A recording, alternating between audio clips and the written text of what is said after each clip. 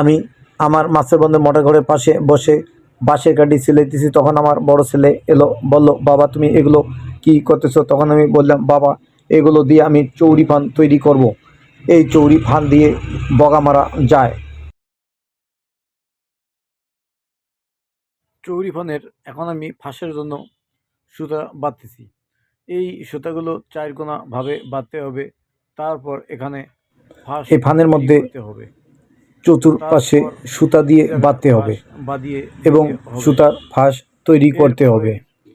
এভাবে আমি ফানটি চতুর সাইডে সুতা দিয়ে বাঁধতেছি। এমন সময় আমার বড় ছেলে আজকেও এসে আমার পাশে বসলো এবং আমাকে বলতেছে, বাবা তুমি আজকে সুতা দিয়ে এগুলো বেঁধে কি করবা? আমি তখন ছেলেকে বললাম, বাবা সুতা দিয়ে এগুলো বেঁধে এর চতুর সাইডে ফাঁস দিতে হবে। তুমি একটু আমার এই কাজগুলো শেখো। তখন ছেলে আমার কাজ শেখার জন্য অপর সাইডে গিয়ে বসলো। আমি বললাম, বাবা তুমি এই ফানটির চতুর সাইডে একটু করে বেঁধে দাও। তখন ছেলে আমার এই ফানটির চতুর কোনায় সুতা দিয়ে বাঁধা শুরু করলো এবং ছেলেকে বললাম, বাবা অবশ্যই তোমাকে এই কাজগুলো শিখতে হবে। আমি যদি একদিন না থাকি তাহলে তোমাকে অবশ্যই এই চৌরি ফান বানিয়ে বগা মারতে হবে। আবার আমার ছোট ছেলে চলে এলো আমার পিঠের কাছে। সে এসে আমার পিছনে দাঁড়িয়ে আমার ফান বানা দেখতেছে এবং বলতেছে, বাবা তুমি এগুলো কি করো? আমি বললাম, বাবা এগুলো আমি চৌরি ফান বানাইতেছি, এই ফান দিয়ে বগা মারা যাবে।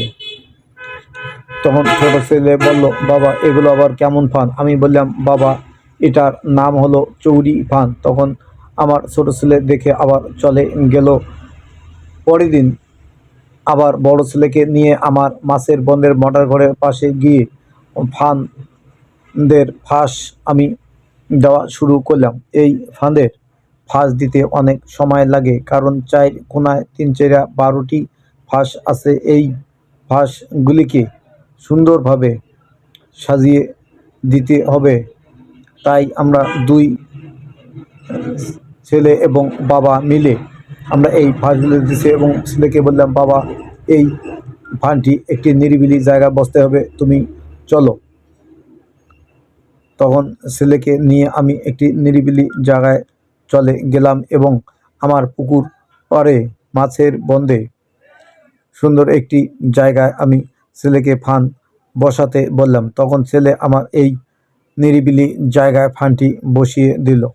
বললাম, বাবা তুমি এই ফানটি সুন্দরভাবে বসিয়ে দাও। তখন ছেলে আমার সুন্দরভাবে এই ফানটি বসিয়ে দিল এবং বললাম যে, এখানে আর আসবা না, চলো এখন আমরা চলে যাই, বগা অবশ্যই এখানে ফাঁদবে।